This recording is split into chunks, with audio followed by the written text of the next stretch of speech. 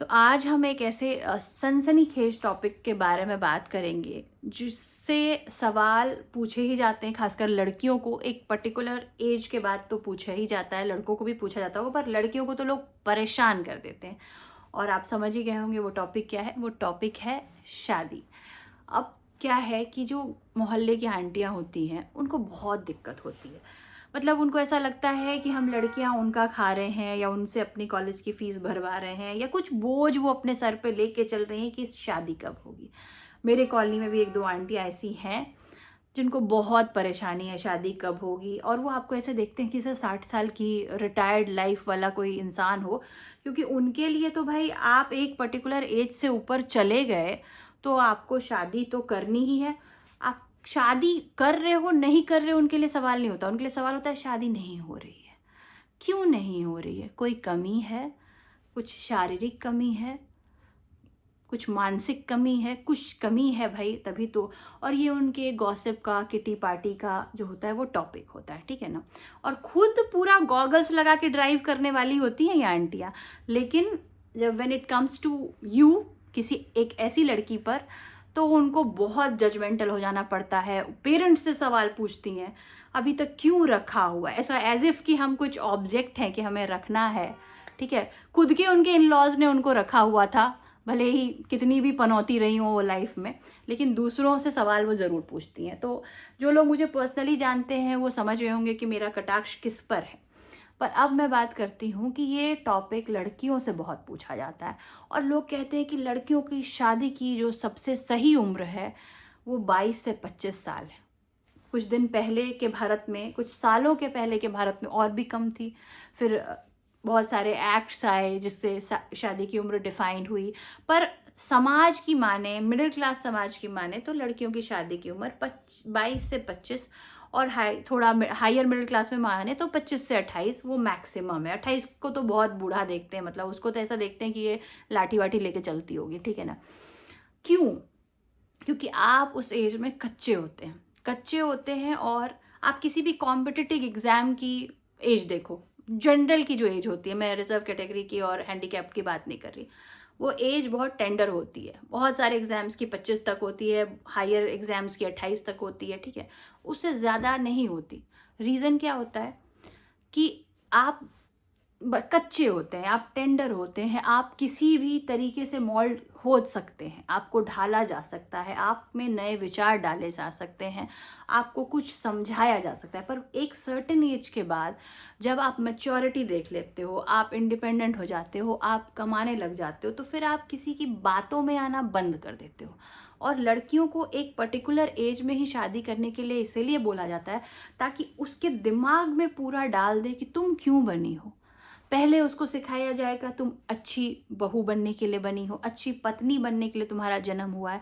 उसके बाद साल, एक साल बाद, मतलब ऑब्वियसली 9 महीने 10 महीने बाद उसके दिमाग में डाला जाएगा कि अब तुम्हारी एज बच्चा होने की हो गई है, अब अगर बच्चे नहीं करोगे तो फिर आगे दिक्कत होगी। और ये सब मैट्रिक फेल होती हैं लेकिन उस समय गायनेकोलॉजिस्ट बन जाती हैं। आपके एग से लेके स्पर्म क्वालिटी सब इनको पता होता है कि ये अभी ड्रिप कर जाएगा, ये ड्रॉप कर जाएगा, कौन सा लेवल ड्रॉप कर जाएगा। अचानक से जिनको एसिड बेस में डिफरेंस नहीं पता होता है, जिन लेडीज़ को, उनको सारा गायनेक का ज्ञान आ जाता है, ठीक है ना। वो हो गया। अगर आपका बच्चा हो गया तो फिर आपको ऐसा दिमाग में डाला जाता है कि अब आपकी आपका जो भी जीवन शैली होगा, आप जो भी बने हैं वो सिर्फ इस बच्चे के पालन पोषण के लिए बने हैं, ठीक है। और आपको मॉम गिल्ट में कंटिन्यूसली दिया जाएगा। अगर आप पार्लर चले गए, आप स्पा चले गए, या आप अपना करियर बनाने का सोच रहे हो, तो बोला जाएगा बताओ बच्चे को छोड़ के अब ये करियर बनाएगी। मतलब औरतों को, वो शब्द मैं नहीं बोल सकती यूट्यूब पे, मूर्ख बनाने के लिए बहुत सारे पैतरे समाज ने शुरू से किए। अच्छी बेटी बन जाओ, अच्छी पत्नी बन जाओ, अच्छी माँ बन जाओ, ठीक है ना।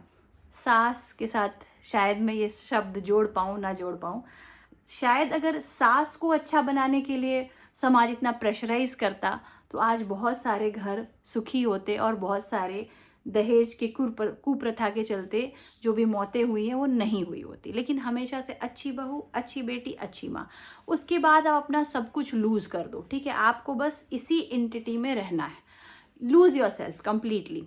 हाँ, टू दीज सेल्फलेस सर्विसेज, और तभी आप एक अच्छी औरत कहलाओगे। और अगर आपने अपने लिए सोचा, अपने को अच्छा रखा, आप फिटनेस की तरफ जा रहे हो, या आप करियर की तरफ जा रहे हो, या आप बाद में एजुकेशन की तरफ और आगे हायर एजुकेशन की तरफ जाना चाहते हो, तो लोगों को लगता है कि आप एक अच्छी माँ नहीं, अच्छी बीवी नहीं, अच्छी पत्नी नहीं। और तभी हम उनकी बातें सुन सुन के कैरिड अवे हो जाते हैं कि ये सही बोल रहे हैं, ये सही बोल रहे हैं। ऐसा क्यों होता है? क्योंकि हमारी एज कम होती है। 22 से 25 में हमारी जो बायोलॉजिकल क्लॉक है वो पहले स्टार्ट हो जाती है लड़कों से, तो हम लोग कहते हैं कि लड़कियां मैच्योर है।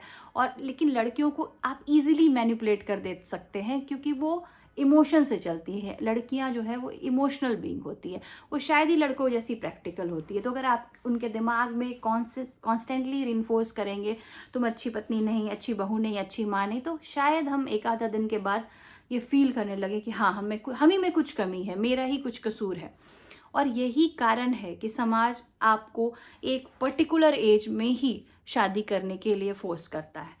आपके कुछ रिलेटिव्स या आपके मोहल्ले वाले, खासकर मोहल्ले की जो आंटियां होती, क्योंकि उनको देखो उतनी फ्रीडम मिली नहीं होती। और जिनको दो तरीके की होती, एक तो जिनको फ्रीडम मिली नहीं होती तो वो चाहती है कि इस लड़की को भी ना मिले, और दूसरी जिनको सारी फ्रीडम मिली होती है, जिनके आने के बाद जिनका पति जा चुका होता है, फिर भी उनके इन लॉज ने उसको इतने अच्छे से एक्सेप्ट किया होता है, इतना मॉडर्न विचारों से उनका स्वागत किया रहा होता है, फिर भी वो दूसरे की लड़कियों को बोलती है कि इसके माँ बाप ने आपको क्यों रखा है। हमारे मोहल्ले में भी एक ऐसी आंटी है जो अभी आज के दिन में अगर किसी का हस्बैंड चला जाए, किसी का बच्चा चला जाए, तो शायद ही कोई किसी औरत को कोसता होगा कि अरे इसके आने से हस्बैंड चला गया, या बच्चा चला गया, या ससुर चला गया, सास। पर वो जो पर्टिकुलर महिला है, उनके आने के बाद से उनके घर में लगातार डेथ हुई है। मैं नहीं कह रही कि इनमें उनका कोई कसूर है, पर आज से 30-40 साल पहले ये चीज़ें बहुत मायने रखती थी, ठीक है। और लोगों ने उनको प्रताड़ित किया होगा, चाहे उनके बारे में बुरा भला बोला होगा, वो उस फेज से आगे उठी होंगी।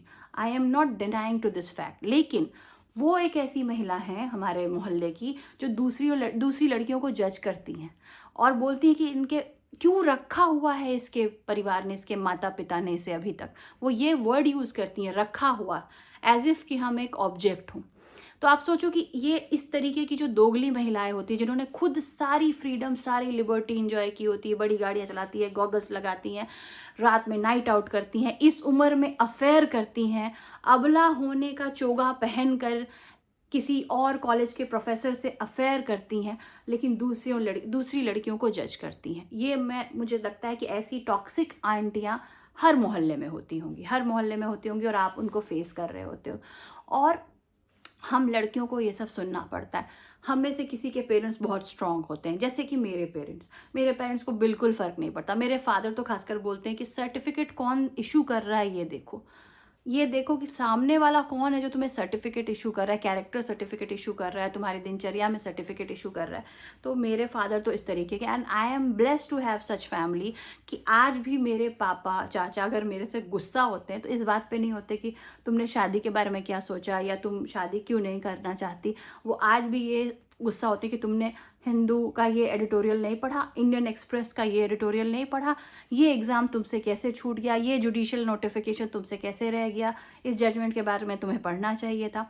तो I am blessed to have such family कि अभी भी मेरे जो परिवार के पुरुष हैं वो हम लोगों को आगे बढ़ाने में, विमेन एम्पावरमेंट, महिला सशक्तिकरण, लड़कियों को आगे बढ़ाने में, मेरी जितनी सारी कज़न्स हैं सभी के माँ बाप परेशान है इसी बात पे, कोई अच्छी सर्विस लग जाए, इससे अच्छा जॉब अपॉर्चुनिटी मिल जाए, किसी को नहीं पड़ेगी इसकी शादी, इसका दहेज, ये वो।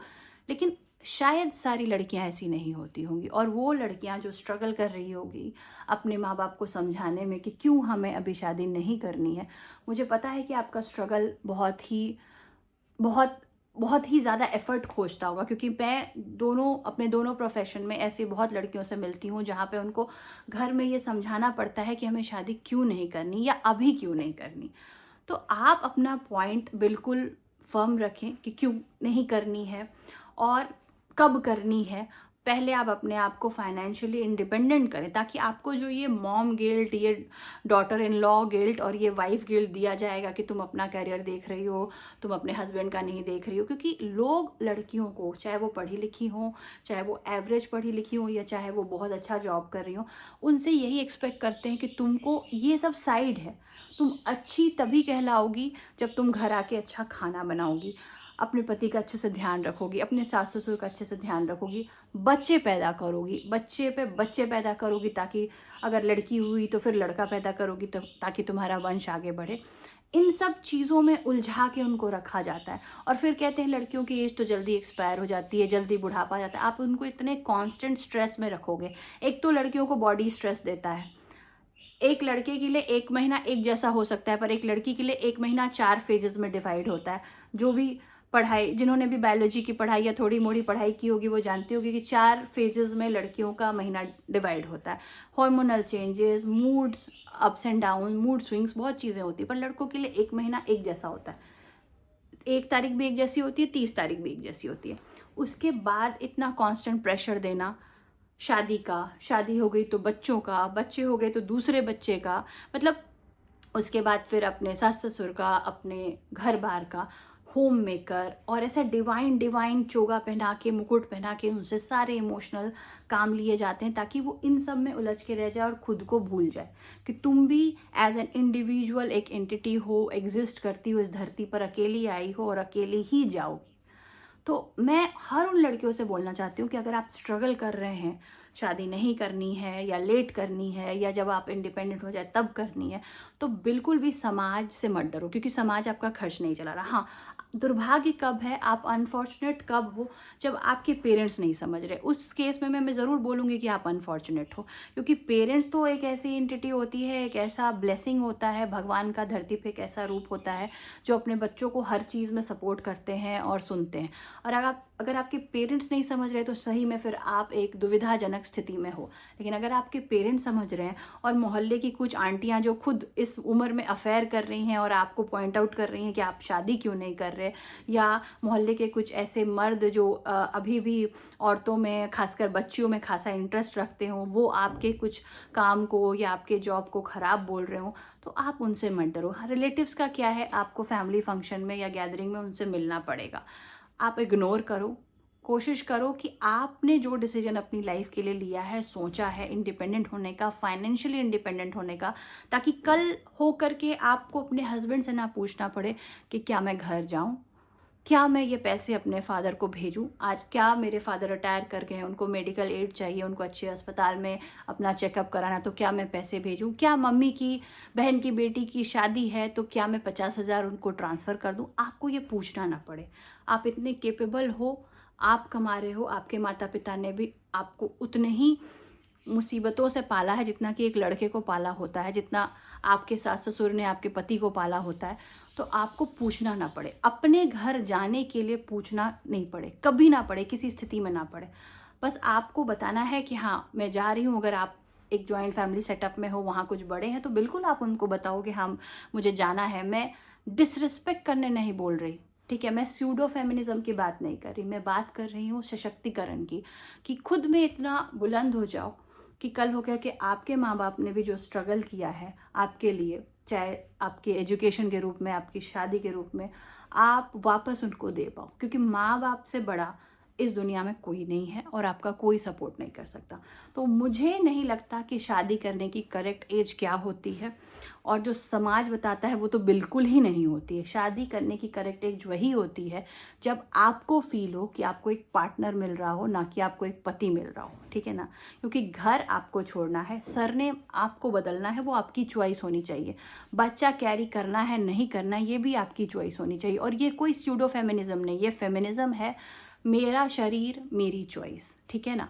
तो ये तभी पॉसिबल हो पाएगा जब आप खुद में इतना बुलंद फील करेंगी और पैसे से फाइनेंशियली इतना इंडिपेंडेंट होंगी कि आप अपने लाइफ के डिसीजंस खुद ले पाएँ। मुझे लगता है कि बहुत सारी मेरी ऑडियंस जिन्होंने मुझे बोला था कि और भी इस टॉपिक पे, जहाँ पे महिलाएं से जुड़ी जो भी टॉपिक है उस पर वीडियोस बनाएं, उनके लिए मेरी वीडियो थी। प्लीज़ कमेंट सेक्शन में मुझे बताएं कि आपको मेरा ये वीडियो कैसा लगा और आपके हिसाब से शादी करने की सही एज क्या है।